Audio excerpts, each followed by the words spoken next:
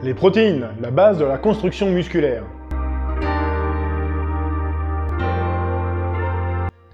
Si pour certains, la protéine sous forme de poudre, c'est du dopage, pour d'autres, c'est l'espoir de voir une croissance musculaire rapide et facile. Il n'y a pourtant rien de magique dans la protéine. La protéine, c'est du lait en poudre, qui à ce moment contient 65% de protéines. Via un système de filtration, on enlève les glucides, les sucres et les lipides, les graisses, pour laisser environ 80% de protéines. On appelle ça la whey. Une filtration plus poussée, et on aura 95% de protéines, et on appelle ça l'isolate de whey. Il s'agit donc bien d'un complément alimentaire issu du lait. Les protéines, lorsqu'elles sont mangées, elles sont découpées en acides aminés et assimilées sous cette forme. Il existe deux types d'acides aminés, les essentiels, que le corps ne peut pas produire et qui ont un rôle le plus important dans la construction musculaire, que l'on va appeler l'anabolisme musculaire. Les acides aminés non essentiels, que le corps peut construire, ils ont un rôle de moindre importance dans la stimulation de la construction musculaire. Pour les sportifs, il y a d'autres acides aminés importantes qui apparaissent, les acides aminés que l'on nomme semi-essentiels. Ce sont des acides aminés que le corps peut fabriquer en petite quantité. Un effort musculaire entraînera une baisse importante et durable de leur niveau dans le sang et dans les muscles. On y trouve par exemple la glutamine, l'arginine et la taurine. Les effets néfastes. Attention aux excès. Passé un certain seuil, un excès en protéines va retarder la progression du sportif. Plus l'apport en protéines monte, plus la capacité du corps à produire de la testostérone va diminuer. Attention au régime également, lorsque l'on augmente la consommation de protéines et en parallèle on diminue l'apport en glucides, le corps va produire des quantités importantes d'acides, modifiant ainsi l'équilibre acido-basique du sang, ce qui va conduire à une perte de masse musculaire, une perte osseuse et une baisse des performances. L'impact sur les reins, mythe ou réalité?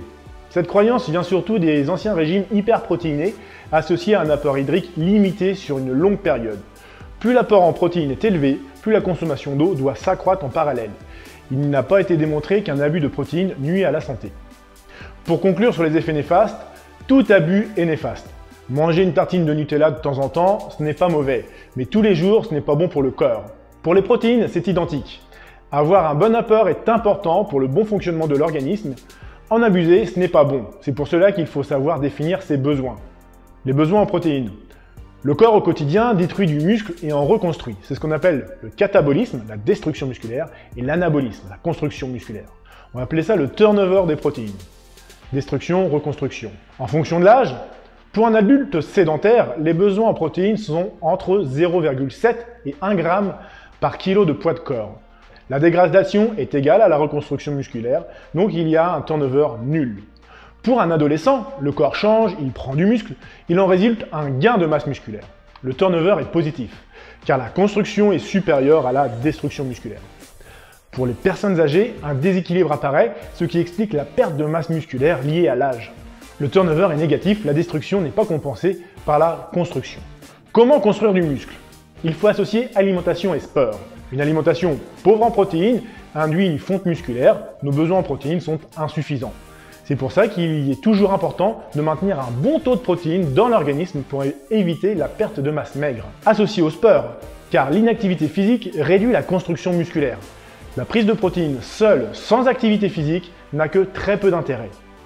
Donc si on associe restriction calorique plus baisse de l'activité physique, tu obtiens une fonte musculaire rapide et une prise de masse grasse en parallèle. Donc activité physique plus apport en protéines égale construction musculaire. Les besoins du sportif.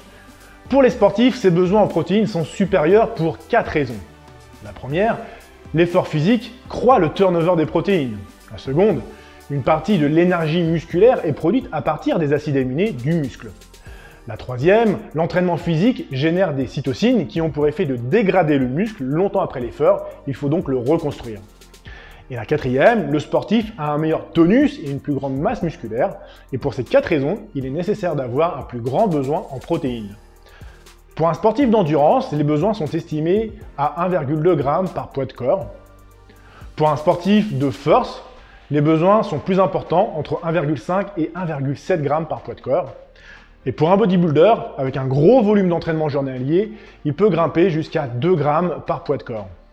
Chaque repas doit rapporter entre 25 et 30 g de protéines.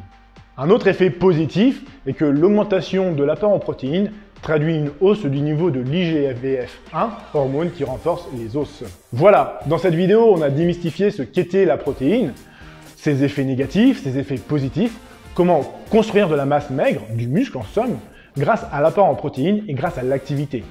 Et on a également défini tes besoins en fonction de ton activité. Je t'invite à regarder la prochaine vidéo qui t'expliquera les différents types de compléments protéinés. La whey, l'isolate de whey, l'hydrolyse de whey, la caséine, ces 3 types de filtration, et laquelle prendre en fonction de tes besoins.